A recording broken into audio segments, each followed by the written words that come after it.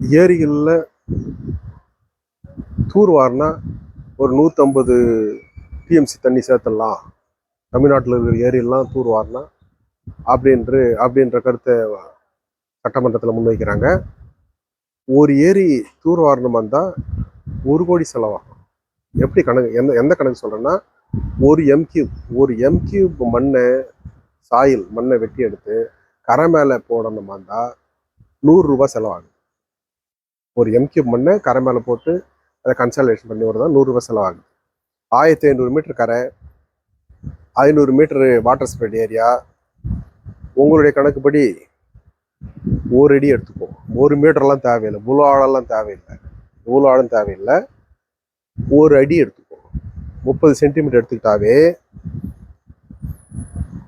2 கோடி தேவைப்படும்.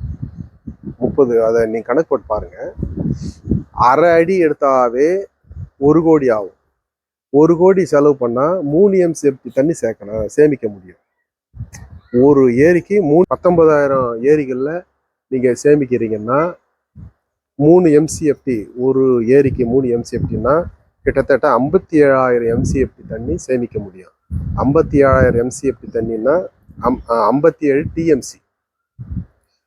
57 டிஎம்சி சேமிக்கிறதுக்கு எவ்வளோ தெரியுங்களா செலவாகும்? 19,000 கோடி செலவாகும். இதெல்லாம் நடைமுறைக்கு சாத்தியமா? இது சாத்தியமான்ற யோசனை பண்ணி சட்டசபையில் பேசணும். இனி எவ்வளவு செலவு பண்ணாலும் அங்கே நான் ஏற்கனவே ஒரு பதிவில் போட்டிருக்கேன், அது யாரும் பார்க்குறீங்க, அதெல்லாம் யாரும் பார்க்க முடியாது. மீண்டும் சொல்கிறேன், ஒரு ஏரியில் 100 ஏக்கர் வாட்டர் ஸ்ப்ரெட் ஏரியா இருக்குதுன்னா அதில் 40 ஏக்கரா நீர்பிடிப்பு பட்டான்னு போட்டு கவர்மெண்ட்டில் பட்டா கொடுத்துட்டாங்க. மிகப்பெரிய கொடுமையான விஷயம். அந்த பட்டாதாரர்கள், நீர்பிடிப்பு பட்டாதாரர்கள் என்ன பண்ணுறாங்க, பயிர் வைக்கிறாங்க. பயிர் வைக்க பார்த்து ஏரி கோடி பார்த்து அவங்களுடைய பயிரில் கழுத்தளவு தண்ணி நிற்கும். அப்போ என்ன பண்ணுவாங்க, எல்லாரும் சேர்ந்து ராவப்பட்டு அந்த கலங்கள் மதகு எல்லாத்தையும் உடச்சி விட்டு வந்துடுறாங்க. தண்ணி பூரா போயிடுது. ஏன்னா அவங்க அவன் பயிரை காப்பாற்றணும். இன்னும் ஒரு 10 நாள் அறுவடை செய்ய போகிறாங்க. அப்போ அவங்க என்ன பண்ணுவாங்க, கலங்களை உடச்சி விடலாமா, மது உடச்சி விடலாமா, அப்படித்தான் பார்ப்பாங்க. அதனால என்ன பண்ணுறது, 40%, 100 பங்கு தண்ணியில் 40 விழுக்காடு தண்ணி உடச்சி விட்டு வீணடிச்சிடுறாங்க. அவங்க உடச்சி விட்டு வர்றது மதுவையும் உடச்சி விடுறதுனால யாரும் மது போய் திரும்ப கட்ட போதில்லை. கடைசி சுட்டு தண்ணி வரைக்கும் அது பாட்டு வீணாக போயிட்டு தான் கிடக்கு, எங்கெங்கயோ பாஞ்சு போய் சேருது.